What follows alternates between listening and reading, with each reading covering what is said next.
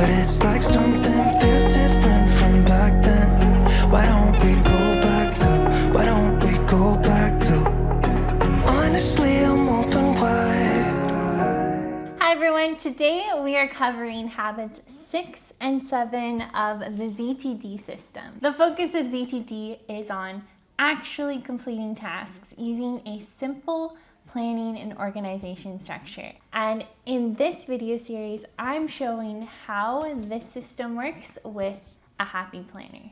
If you haven't seen habits 1 through 5 yet, I highly recommend watching those videos first, so I'm going to link them down below for you in the description. Habit 6 is called Everything in Its Place. Step 1 is to have a system. What this means is that you have a system for incoming paperwork. The author writes, put all incoming papers in your inbox at work and home, process that inbox, either doing the tasks, putting them on a to-do list and in an action folder, filing them, forwarding them, or trashing them. And in order for this to work, you will need a filing system so that you don't have stacks of paper piling up of those items that you'll need to reference later. I have an entire video where I go into detail about how the inbox works and how the filing system works, as well as some ideas for the categories that you can use for your filing system. And I'll link that video down below for you if you want to check it out.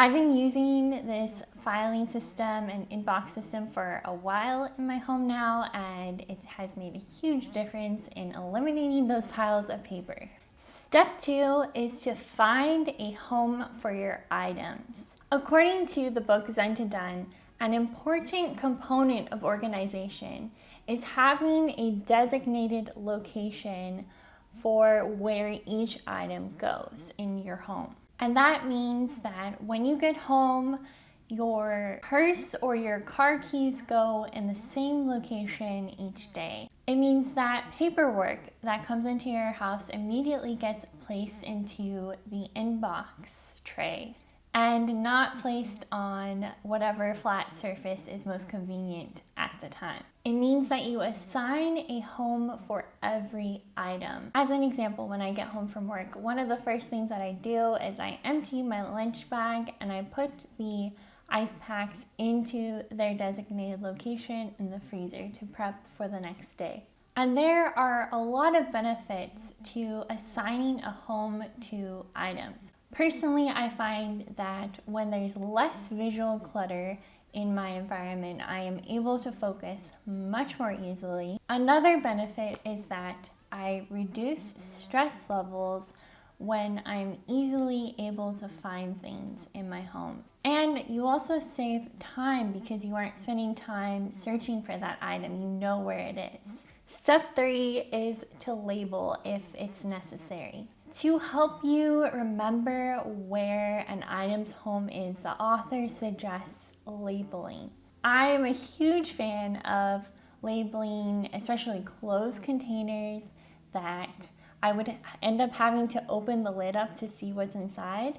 I love to label the boxes that I have in my craft room and my fridge. We labeled the shelves and some of the boxes in there back in July, and that has been really useful, just knowing and remembering where each item goes in the fridge, just to keep our system going. So labels don't just help you to find things, but they also remind you where to put those things back. Karen Kingston, a professional organizer and an author, gives some tips on putting things away and organizing the items in your home. Make items easy to put away. You can do this by keeping those items close to the location where you're going to use them. So for example, if you have kitchen utensils, you wouldn't really want to put those in a bedroom closet, or you wouldn't want to store gardening tools in a coat closet. And it can also help that the location itself is easy to access. We have this cabinet above our fridge that is difficult to get to because you have to stand on a ladder and it's really hard to open the doors themselves. So we really try to limit what is stored in there. The harder you make it to put something away, the less likely it is that it's going to get done. Another tip is to declutter items that you don't want or need. For a long time, I was storing items in my guest bedroom closet that had been given to me by other family members who didn't want those items themselves, and I was kind of keeping them out of guilt. But in the past few months, I have been donating those items to Goodwill, and I've found that it has relieved a lot of stress, and it's also so much easier to keep up with an organization system, to put things away when you have less overall items to manage. Another tip that Karen Kingston gives is store like with like. Maybe you want to store all of your batteries in one place and all of your postage stamps and envelopes in one location. When you store like items with like items, it is much easier to remember where it is stored because there's only one location assigned to each type of item. It also helps you to realize how many of an item you actually have. I remember back when I was living in an apartment, I did the planner de-stash video, and I had put all of my pens and highlighters in one location for the first time because we had been storing them in different locations prior to that. And I remember being kind of surprised by just how many highlighters and pens we had that I knew we were never going to use. So when you realize how many of an item that you have of something, that will help prevent you from buying more of that item that you don't need, which will end up saving you money in the long run. This also goes for being able to find something. If you end up having to buy new scissors, new tape, and new gift wrap every time you need to wrap a present for a birthday party that your child is going to, then you'll end up with tons of scissors and wrapping paper and tape that you don't necessarily need. If you are easily able to find that item, then you won't end up buying duplicates. And there are obviously exceptions to this rule. Step 4 is to put it away immediately. This is an excellent habit and something that I am personally still working on, but I think it is just a game changer. The author recommends putting things back after you are done with them immediately, not waiting until later or until a future day. If you don't, he says that you risk creating piles of clutter. And Karen Kingston, who I mentioned earlier in this video, recommends spending about 10 to 20 minutes each night and tidying up your home for anything that you may have missed throughout the day, so then you can wake up the next morning to this clean home. The author encourages you to revisit how you've organized everything and to modify it as needed periodically. Sometimes you'll need to declutter again, or sometimes you'll need to relocate an item to a different storage location. My husband and I originally had been storing all of our towels in our hallway closet, and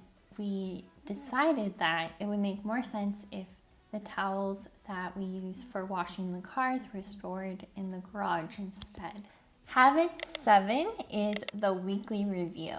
The purpose of the weekly review is to refocus on your goals because it's so easy to get distracted by the busyness of life.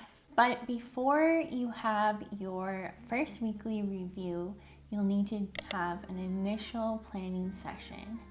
In this, you write out your life goals. You were my best friend. Didn't care about the rules, good on the weekends.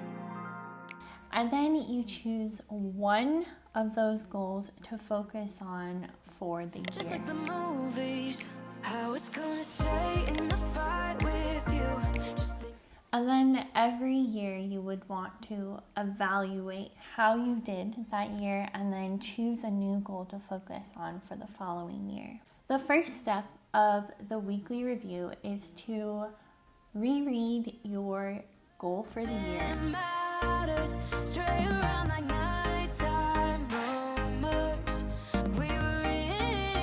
and then to choose a short-term goal for the next week that you can focus on that will help you move a step forward towards achieving your goal for the year. Step 2 is to plan your big rocks. Decide what action steps you'll need to achieve your goal, your short-term goal that you've chosen for the week. And these are called your big rocks. He suggests choosing 4 to 6 big rocks per week. Then you want to plan out which days you will be working on those big rocks. He recommends not scheduling in more than 1 to 2 big rocks per day just so you don't get overwhelmed. Where did it begin? Where did it end? Hanging on loose strings, unable to bend. I never listened. The next step is to review your calendar. You look at the previous week in your planner and then you migrate forward any tasks that didn't get completed. And for me, because I already am migrating tasks that don't get completed each night forward in my planner, then during my weekly review, the only tasks that I end up migrating forward are those tasks from Sunday because I do this review on Sunday evenings. Another thing that he suggests to do is to kind of review the tasks that you had written out that week, and maybe it will trigger in your mind a follow-up task that needs to get done. So for example, if you bought a new bike last week, then maybe this week you will need to assemble that bike, and maybe you also want to plan a bike ride. Or if last week you called your lending officer to start the approval process, maybe this week you'll sign the agreement to proceed and submit your pay stubs, your W-2s, your bank account info, and your current lender's information. So just kind of think about what the next steps would be. Then the author suggests to review your lists. If you remember from Habit 5, we talked about context lists, and these were things like at home, at errands, at follow-up. For myself, I have 3 context lists. I have the master to-do list, which is what my monthly list is, and I also have an at-work list, which I keep at work, and I have a someday maybe list. I only check the someday maybe list once a month, and that is when I'm creating my monthly list. My at-work list gets checked on Friday evenings when I'm planning out the following week in my work planner. And I check my monthly list, my master to-do list, on Sunday evenings as I'm planning out the next week in my planner. So the author says to review all of your contacts lists during this weekly review.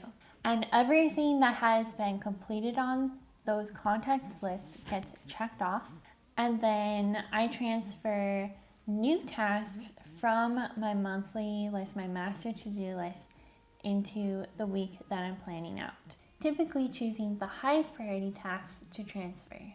With all these habits, the author recommends spending 30 days on each habit before moving on to the next. And that's exactly why I've been spacing these videos out, so that you do have time to work on each habit before we move on. Thank you so much for sticking with this series and for your encouragement and support. I appreciate it so much, and I'll see you next Saturday. Bye! You know that I'ma keep it cool. With you I feel like breaking rules. On the edge, looking out with no parachute. You know I'm dreaming about us two, playing around without a clue.